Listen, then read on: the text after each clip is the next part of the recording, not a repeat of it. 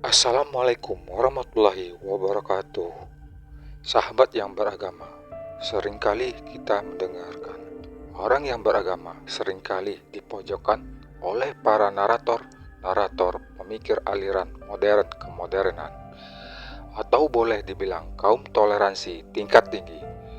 Seperti sering yang dibicarakan, beliau mengatakan cenderung mengecilkan faedah orang yang beragama. Sebagai contoh, beliau mengatakan negara yang beragama pemikirannya tidak maju dan terbelakang dibandingkan negara yang ateis atau sekuler. Mereka ini narasinya cenderung membingungkan para generasi muda, seolah-olah agama tidak memberikan dampak kebaikan dan kemajuan negara. Secara narasi yang mereka ucapkan seolah-olah agama hanya menjadi tameng dan topeng para oknum. Beliau ini tidak menonjolkan sisi baik negara yang beragama, dan kebaikan orang yang menjalankan konsep agama cenderung hanya menggambarkan orang yang beragama melakukan kesalahan dan tidak melihat efek dampak positif orang yang beragama. Yang sering saya perbandingkan, perbedaan orang yang beragama dan tidak beragama sangatlah jomplang. Gimana orang yang beragama cenderung untuk melakukan kesalahan, perlu berpikir beribu kali lipat untuk melakukan kesalahan yang disengaja. Para narator pemikiran sekuler dan kebarat-baratan hanya melihat tokoh agama yang garis keras, yang sesat sebagai acuan bahwa orang yang beragama berpikiran dan berdampak negatif, tetapi mereka tidak menonjolkan orang-orang yang beragama dengan baik. Sebagai public figure yang berpemahaman luas, seharusnya janganlah seolah selalu menonjolkan sisi kelam orang yang beragama, agar generasi muda tidak berpikir agama itu tidak ada dampak bagusnya.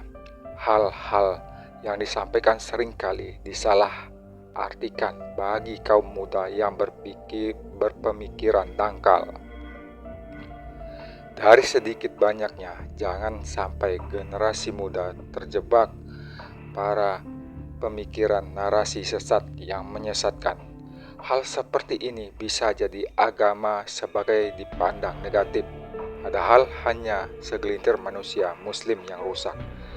Sejatinya mereka itu merusak citra Islam yang sesungguhnya. Bisa jadi mereka ini mendompleng citra Islam demi segepok uang dan ketenaran, dan tidak peduli dampak negatif terhadap Islam itu sendiri.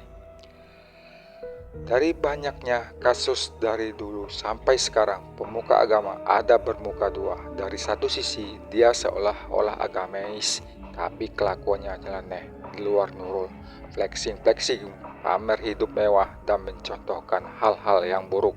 Sejatinya belum tentu mereka ini Islam.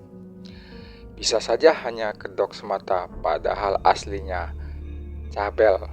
Padahal sejatinya Islam itu murni mengajarkan manusia sifat yang mulia dan memberikan manfaat baik untuk manusia itu sendiri dan lingkungan.